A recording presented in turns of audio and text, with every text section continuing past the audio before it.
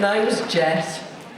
Hey, yes, I can still flick the hair and do the aerial cartwheel, but it takes a little bit more warming up these days. The joints aren't quite what they used to be. Liverpool, you've been fantastic the last 2 days as host to Liverpool Comic Con. Who's been enjoying themselves? Have you met the people you came for? Oh, awesome. Okay, well, our next guest who's going to join us for the next 40 minutes, is from Harry Potter. Now then, I'm going to ask a few questions at the beginning to get the background on this lovely lady's life as an actor and possibly more. There are mics here, 1, 2, 3 and 4.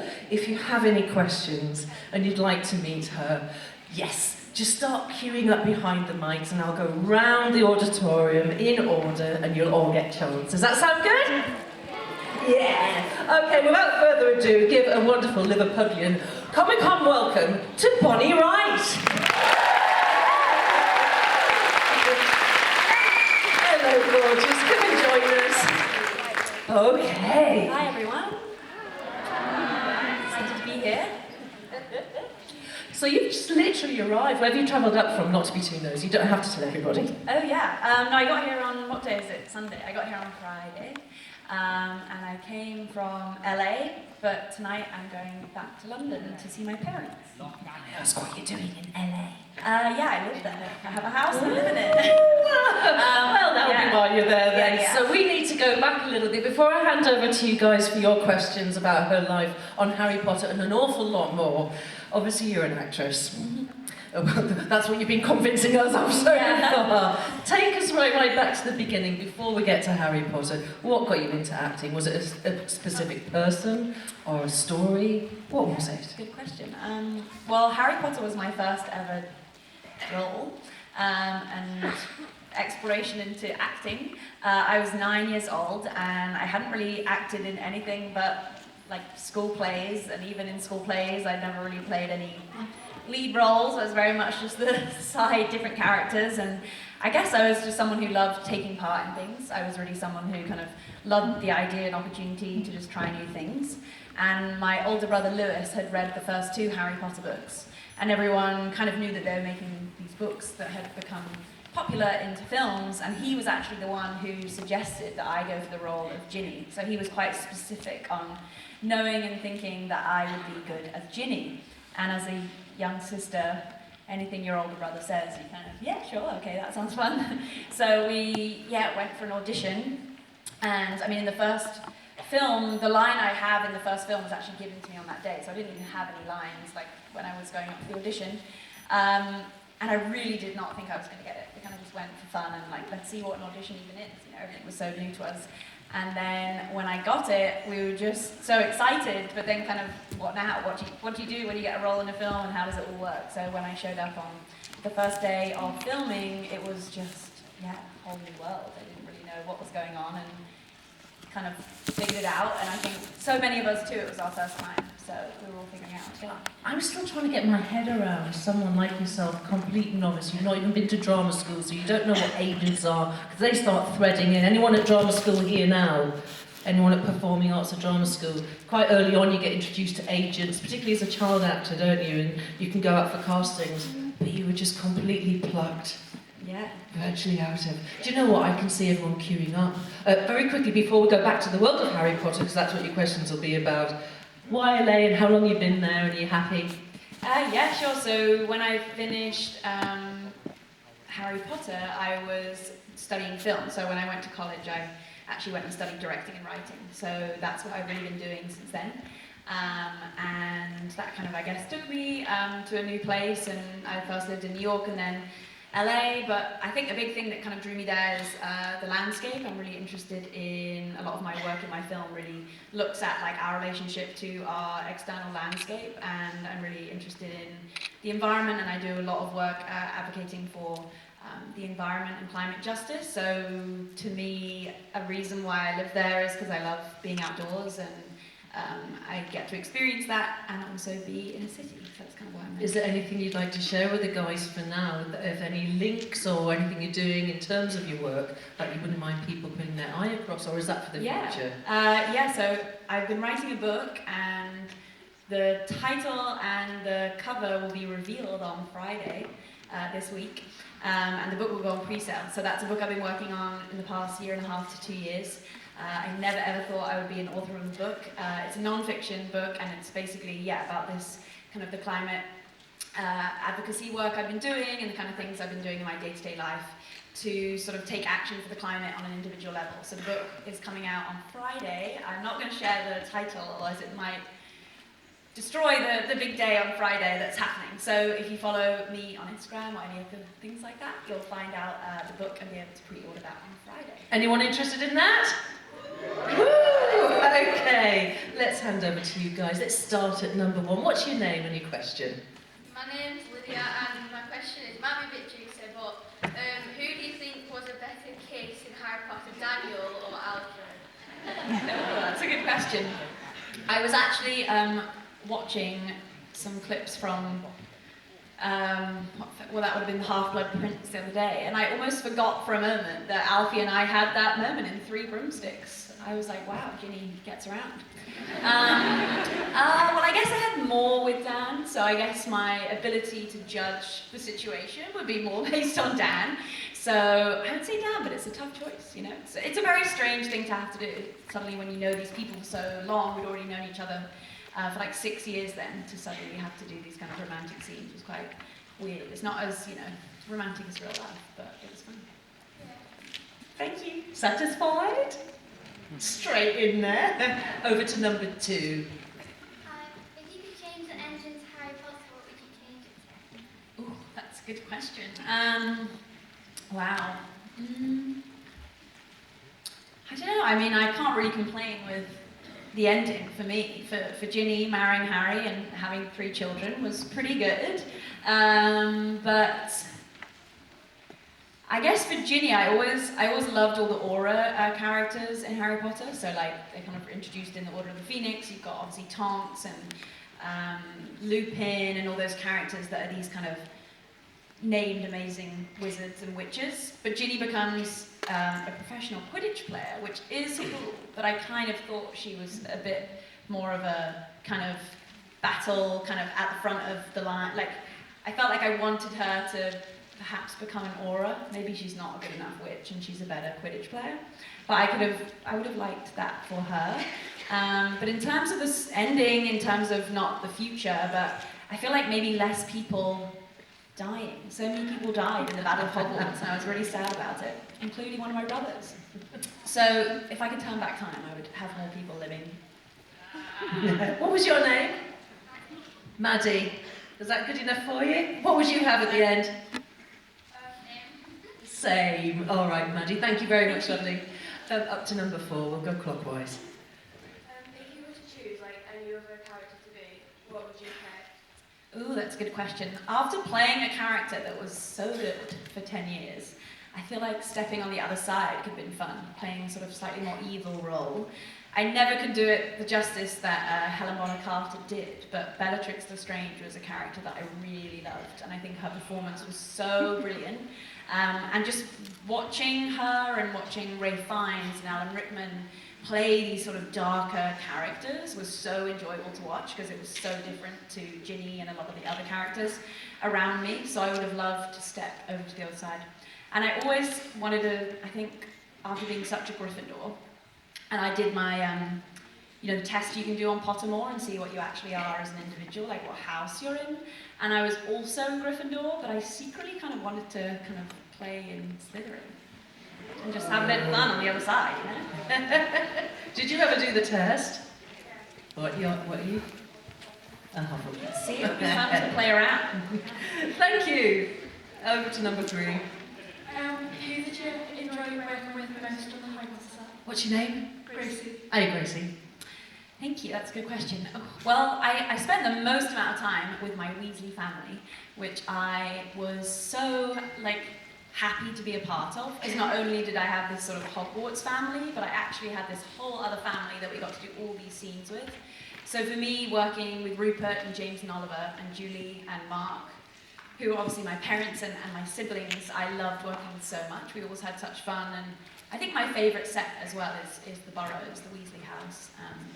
It was always so like warm and cosy, and everything was always pretty positive that we filmed in there. So I found those quite soothing and became closest to those people. Thank you. Let's come down to number 1. Hi, my name's Katie. My question is, did you and James and Oliver pull any pranks while on the set of Harry Potter? Oh, that's a good... You know, they were definitely the ones pulling more pranks than me. I think I was the butt of the joke, but not the actual person pulling the joke. Do you know, yeah, I mean, I think when we were younger, I think we probably kind of our attention level was probably a bit more tested when we were younger. But as we sort of grew up, a big thing too when you're in a film set is there's a lot of other people on a film set who are all doing their job very well. And when you're younger, even though it's fun to pull pranks and have fun, there was also this kind of job element to it and the professionalism that we had to be. So we definitely did goof around, and we were definitely able to still be children, but we couldn't push it too far on the jokes because there was a lot to get done every day. But yeah, I think the beauty of James and Oliver and their performance as Fred and George Weasley is they were there. They were very much like their character. So they definitely brought that kind of just humour and behaviour to it. And Ron, who Rupert played Ron, sorry, he had this like infectious laugh, like he'd be in a really serious scene and he would just start kind of giggling out of, I guess, like nervousness of the scene. So he would always be pretty, like he would start and then everyone would just start laughing because he was so infectious the way he laughed. So there was definitely fun, but it was a weird balance between like being a kid, goofing around, and also realising it's kind of a job too. Set discipline, isn't it? Yes, yes. Anybody here done any work behind the camera yet or on stage? Hands up! Ah, you know a little bit about that discipline then, don't you? But it's one of those things though, isn't it? It's the whole thing, you're not meant to laugh. You can't laugh and you get the giggles. That's not good. Thank you, that's a great question. Let's pop over to number 2. Hi, my name's Ellie, and I just wanted to ask, what's your favourite behind-the-scenes moment? Oh yeah, thanks Ellie. It's difficult to decide. 10 years of memories. Every day I kind of think of different things when I'm asked questions to recall moments. I think a fun scene that I really enjoyed, I think maybe because the age we were all at, was the Yule Ball scene that we had in the Goblet of Fire.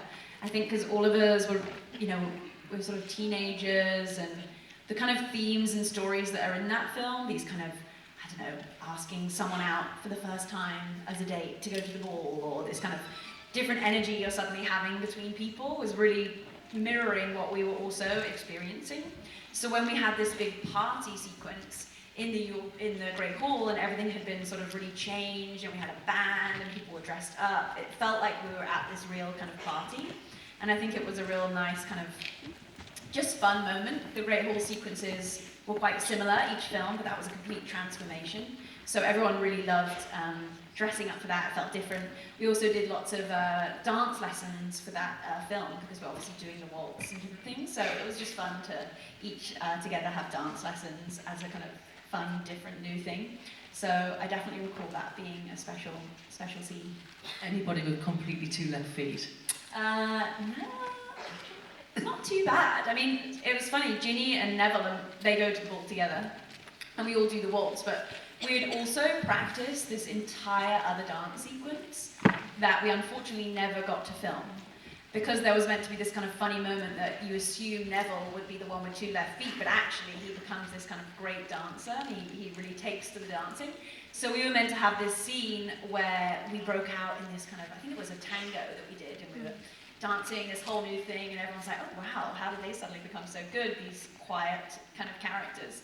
But we sadly never got to film it, we ran out of time. But I don't think Matt and I remember the tango still, maybe we could find it again. That's awesome, that's a lovely insight, isn't it? Thank you for your question too. Up to number 4. What was one of your favourite lines that you've ever said? Ooh, that's a good question.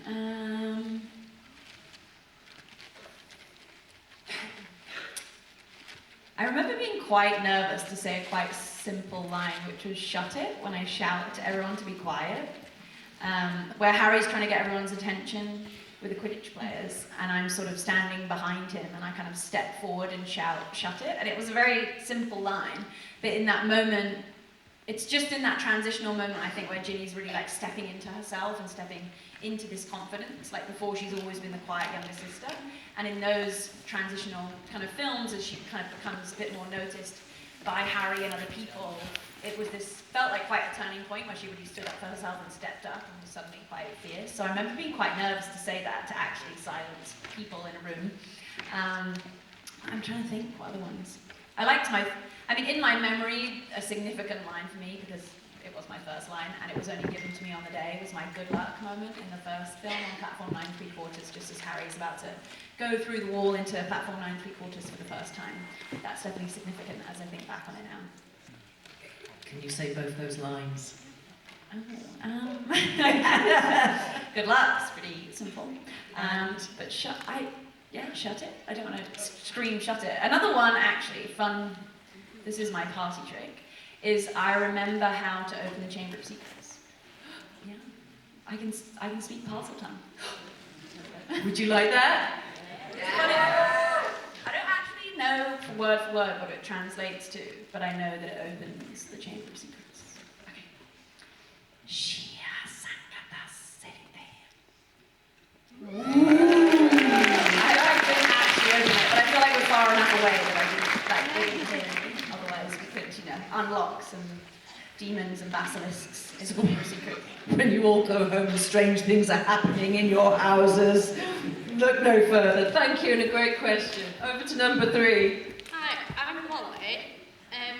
When the movie started to become popular, was it a bit weird for people to notice you, or did you prepare for it? Oh, that's a good question. I definitely think nothing can prepare you for it. It's a strange experience, and I think, in a way too, when we were making the films, which was now like 10, 15 years ago, I think social media and things in that way that we experience them now were a bit less. So I think that way that we sort of go up to people and everything's quite in a public domain was a little less, was just a little less. So I think that probably helped us. Just, we weren't, I love social media now and I'm obsessed with Instagram and things like that, but at the time I'm probably quite thankful maybe I didn't have those things. And I think what made it easier was we were all experiencing it at the same time, so we could kind of share experiences of what that was like, and sort of find a normality within that. But when we were filming, we were kind of in a bubble, and you didn't really realise or get reminded at just how big the scale of Harry Potter was becoming until we went to premieres, or we'd have kind of more front-facing events. So in those moments, it was always so surprising when we had like the premieres at Leicester Square in London, and you just hear about people camping out for days to be there at the event, or you'd hear people screaming as people were arriving. It was really, overwhelming, and I don't think anything prepares you still. I'm definitely more of an introverted character, so when I meet people, my immediate kind of reaction is to kind of be to myself, but when you hear all of your stories and you hear how excited and how much you all love Harry Potter, it can't not draw you into talking with people, and these movies wouldn't be what they were unless we had the incredible fan base that we all had. So I always just get excited when I do get recognised, even though my nature is to be kind of shy. I do really love it because I get to hear like how it impacted all of your lives, and it's, it keeps going. You meet people who maybe weren't alive when we were making the first films. I don't know how old you are, but we're about to celebrate 20 years since the first film came out on Tuesday. So there's so many people that I meet who probably weren't even alive when the films were coming out, so it's amazing that it just keeps going. Harry Potter lives on. What's your name? Molly. Hi, Molly, you did say at the beginning, were you one of those people camping out? Anyone here? Any of those people camping out? I want to put their hands up now. There's a hand there. Thank you, Molly. Thank you. Hello, number one. Hi, I hope you're having a nice weekend so far. My question is there any advice you learned on the Harry Potter set that you would give to young people now? Ooh, that's a good question. I think the beauty of being quite young on a set is you're quite present and you don't sort of overthink things too much. You just really experience things for what they are, and you're not afraid so much to ask questions or look like you don't know something. I think the older we get, sometimes we maybe worry that we shouldn't ask questions if we don't know what something means or what it does, or maybe we kind of overthink too much or think too much about the future. And I think one thing that I would encourage myself to do more when I was younger, but I think I was kind of already doing it, was just to be really present to the experience, because, you know, you can get later in life and be like, what even happened on that day? I forgot. I was kind of concentrating on something else.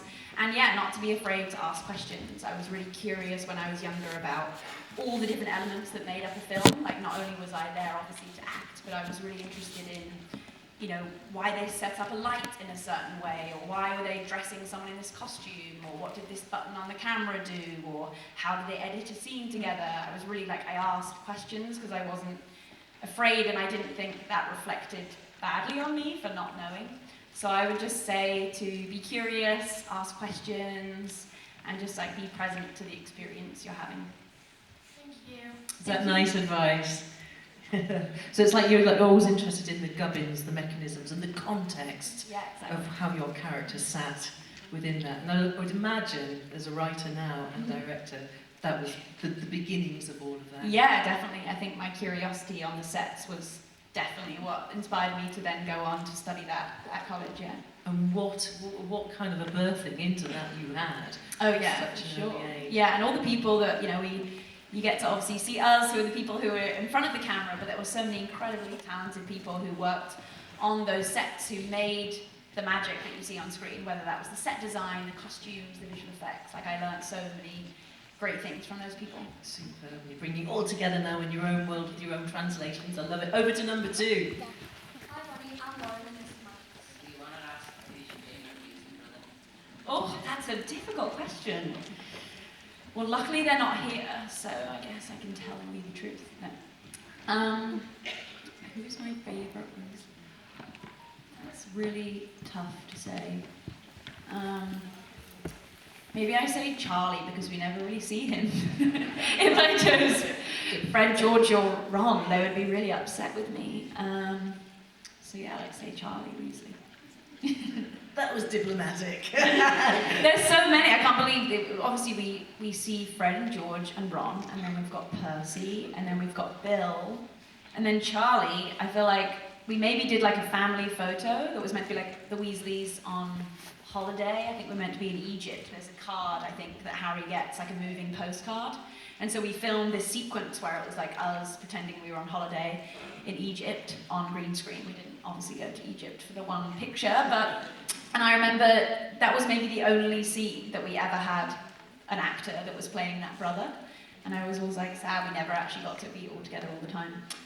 But yeah, I know that's not a very great answer to your question, but it honestly is like, I don't know, if you're a parent asking who your favourite child is, it's a difficult thing. Difficult Yeah. question, no both of you. Thank you. Enjoy the rest of your day. Bye. Have we got, is that the Joker up there I can see on number 4?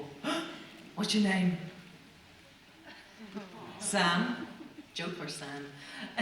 What's your question for us both? Is it 2 of you together or one? Yeah. Who was your favourite cast member? That's a good one. It's difficult. I mean, as I said, I spent a lot of time with my Weasley family. I'm very proud to be a Weasley. So I would say, for me, just in terms of helping me along the way, Julie Walters, who played Mrs. Weasley, she really helped me on my first day. Like I was saying before, I'd never been on a film set before, so I didn't know anything that was going on. I didn't know what action meant, I didn't know what lights were doing, how anything was working. And I think she really noticed that I looked very lost, probably.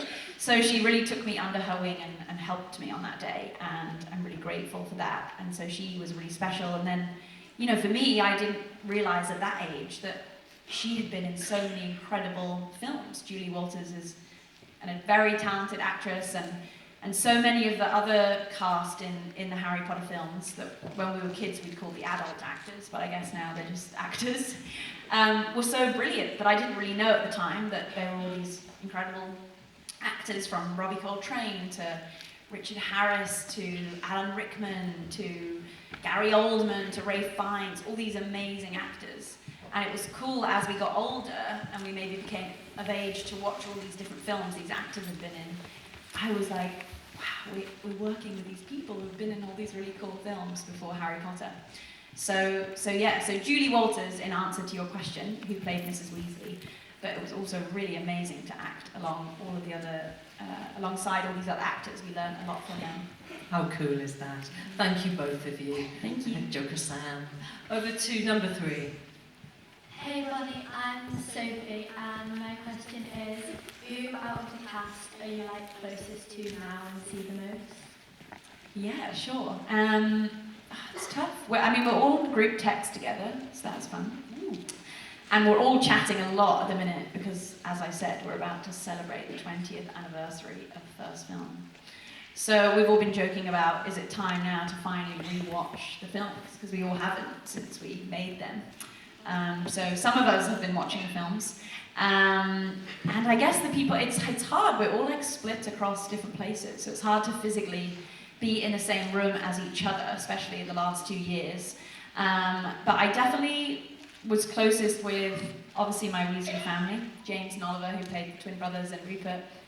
And then Ivana and Matt. We had a lot of those scenes towards the end where we kind of, there was like the Dumbledore's army scenes, and we sort of stepped forward to that battle into the Ministry of Magic, and it felt like we as a 3 were suddenly kind of joined to Harry, Ron and Hermione. So for us, that was a really special experience to both experience this kind of, at the same time, we were each having a bit more for our characters to develop into.